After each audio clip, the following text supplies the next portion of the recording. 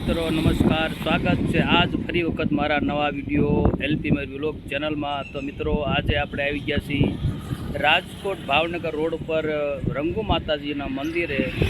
તો આપણે વિડીયોમાં માતાજીના દર્શન કરીશું અને એક ઐતિહાસિક જૂનો કૂવો છે એ દર્શન કરીશું એના, અને આગળ જે ગૌશાળા છે અને એને જોડાઈ રહીજો। તો મિત્રો આ છે રાજકોટ ભાવનગર રોડ, જે રાજકોટથી લગભગ 17 કિલોમીટર અને આ બાજુ લાખાપર ગામની બાજુમાં જ આ રંગુ માતાજીનું મંદિર આવેલું છે।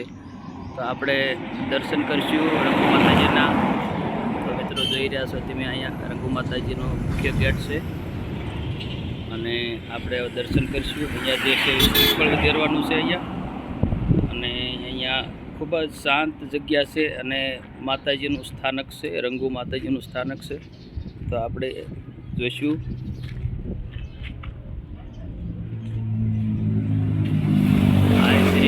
રંગુમાના વંશ મોરવડિયા રાઠોડ કુટુંબના રંગુ માતા।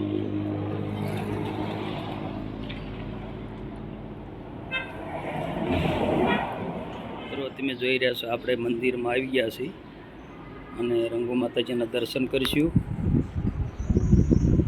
ઉપર પણ લખેલું છે, આય શ્રી રંગુમાના વંશ મોરવાડિયા રાઠોડ કુટુંબના જય રંગુ માતાજી।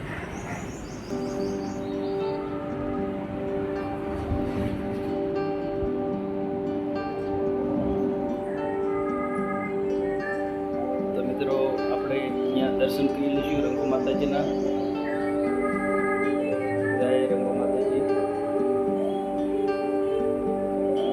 જોઈ રહ્યા છો ખૂબ જ જૂનવાણી જે આ મંદિર છે, જે તમે જોઈ રહ્યા છો મિત્રો।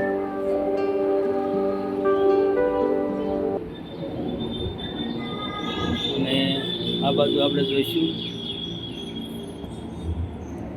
અહીંયા કંઈક લખેલું છે આના મંદિરના ઇતિહાસ થોડોક છે। છે રંગુમાના વંશ વારસદારો મોરવાડિયા રાઠોડનું સમસ્ત કુટુંબ નીચે દર્શાવેલા શહેર અને ગામોમાં હાલ વસી રહ્યા છે।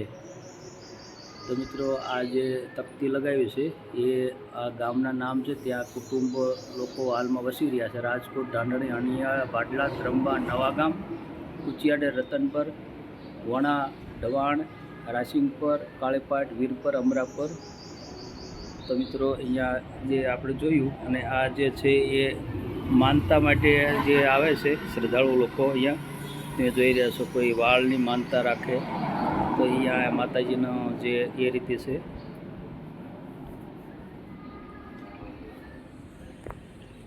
તો મિત્રો આ જે છે એ હોલ છે, જે સત્યવિજય પટેલ ધર્મશાળા ટ્રસ્ટથી આ હોલનું બાંધકામ કરાવી આપેલ છે। ટ્રસ્ટી પટેલ માવજી જયરામભાઈ, રાજકોટ, તારીખ 14/1/57 એ દરમિયાન અહીંયા જે આ હોલ છે એનું બાંધકામ કરવામાં આવ્યું છે મિત્રો, જે તમે જોઈ રહ્યા છો। આ મંદિરની આગળ જે છે એનું, અને આ બાજુ પણ જે અલગ અલગ માતાજીની માનતાઓ રાખવામાં આવે છે તેનું આ માનતાને જે રાખે કપડાં છે। અને હવે મિત્રો આપણે જે જોઈશું પુરાણિક જૂનવાણી કૂવો, માતાજીનું સ્થાનકને બાજુમાં જ છે। તમે જોઈ રહ્યા છો ઉપર ધજા છે માતાજીની, અને રંગુ માતાજીનું જે જૂનવાણી પૌરાણિક આ કૂવો છે મિત્રો, તમે જોઈ રહ્યા છો। અને તે સામેથી જવાય છે, તો આપણે એ બાજુ જઈશું મિત્રો। અહીંયાથી જવાય એમ છે, પણ અત્યારે આ રસ્તો બંધ કરી દેવામાં આવ્યો છે, જે તમે જોઈ રહ્યા છો મિત્રો।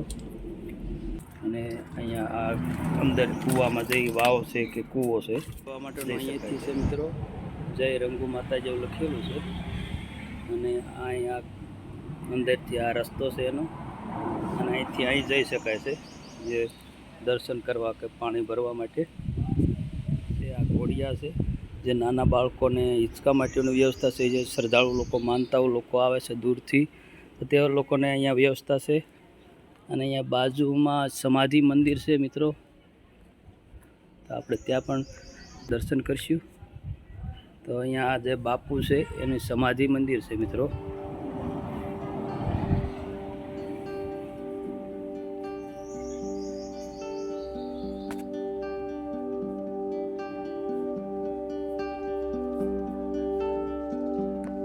અને અહીંયા છે શંકર ભગવાનનું મંદિર છે, તો આપણે શંકર ભગવાનના પણ દર્શન કરી લઈએ. જે માતાજીની બાજુમાં જ શંકર ભગવાનનું મંદિર છે, તો આપણે ત્યાં પણ જઈશું અને દર્શન કરીશું. જય ભોળાનાથ.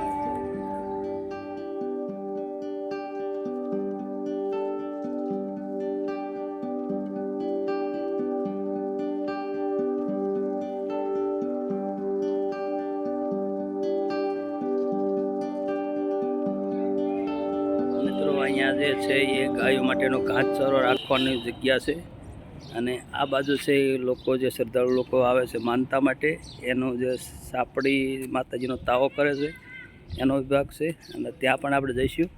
પહેલાં ગૌશાળા બાજુ જઈ આવીશું મિત્રો.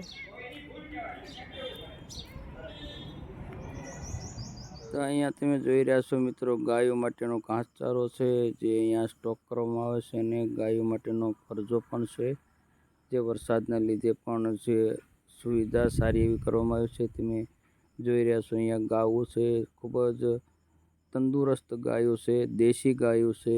તમે જોઈ રહ્યા છો મિત્રો, અહીંયા રંગુ માતાજીના મંદિરે ગૌશાળા છે, તો ગાયોને ખૂબ જ સારી એવી માવજત કરવામાં આવે છે. તમે જોઈ રહ્યા છો. તો અમારા ભાઈઓભાઈ ગૌશાળામાં ગાયોને દર્શન કરે છે, માથે હાથ ફેરવે છે, તો જોઈ રહ્યા છો મિત્રો.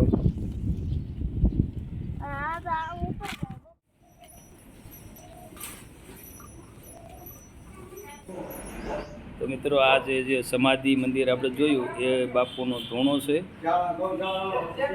અને તમે જોઈ રહ્યા છો મિત્રો એ આપણે જઈશું જ્યાં માતાજીનો તાવો કરવા આવે છે, શ્રદ્ધાળુ લોકો માનતા હોય છે. તો તમે જોઈ રહ્યા છો ઘણા બધા જે ચૂલા છે અને બકડિયા છે, જે તમે જોઈ રહ્યા છો. આજે તો શનિવાર છે, મોસ્ટ ઓફ વધારે રવિવારે લોકો આવે છે, અને અહીંયા પાણીની વ્યવસ્થા પણ સારી એવી છે, જે તમે જોઈ રહ્યા છો મિત્રો. એ વાસણ ને બધું ધોવા માટે અહીંયા તેલ તમે જોઈ રહ્યા છો. અહીંયા આવી રીતે ચૂલા ઠેઠ ખૂણા સુધી છે મિત્રો. આ રીતે ઠેઠ ખૂણા સુધી ચૂલા છે, જ્યાં બકડિયાની વ્યવસ્થા પણ છે, અહીંયા વાસણોની વ્યવસ્થા છે, અને અહીંયા લોકો દૂર દૂરથી માતાજીની માનતા કરવા આવે છે, અને માતાજીના આશરે આવીને પ્રસાદ લે છે અને ધન્યતા અનુભવે છે. તો આ રીતે ખૂબ જ મોટો વિભાગ છે, જ્યાં પ્રસાદી જે તાવો બનાવવાનો વિભાગ છે. અહીંયા જોઈ રહ્યા છો તમે, તાવા છે, બકડિયા પણ છે અહીંયા, અને ચોકીનો મતલબ વાસણની સંપૂર્ણ અહીંયા વ્યવસ્થા છે. તો આજે શનિવાર છે, પણ રવિવારે મોટે ભાગે વધારે શ્રદ્ધાળુ લોકો માનતાવાળા લોકો આવે છે. તો આ રીતે ખૂબ જ મોટું મેદાન છે, તમે જોઈ રહ્યા છો, અને બેસવાની વ્યવસ્થા પણ ખૂબ જ વ્યવસ્થિત છે, સારી છે, અને ખુલ્લી જગ્યા છે. તો તમે જોઈ રહ્યા છો અહીંયા વાસણની જે વ્યવસ્થા છે, જે શ્રદ્ધાળુ લોકો માનતા કરવા લોકો આવે છે, તો એ અહીંયા વાસણની વ્યવસ્થા બધી જ છે. અહીંયા મોટા મોટા ટોપ છે, જે તમે જોઈ રહ્યા છો. આ ચોકી છે, અને થાળી વાટકાની પણ વ્યવસ્થા છે, જે તમે આગળ જોયું એ પ્રમાણે ત્યાં બકડિયાન બધું જ છે. તો અહીંયા જમવાનું કે માતાજીનો તાવો જ્યારે કરે ત્યારે અહીંયા જ જમે છે લોકો, પ્રસાદ લે છે. તો એનો સંપૂર્ણ વિભાગ છે, ને ખૂબ જ બધી જ જરૂરિયાત વસ્તુ અહીંયા મળી રહી છે મિત્રો.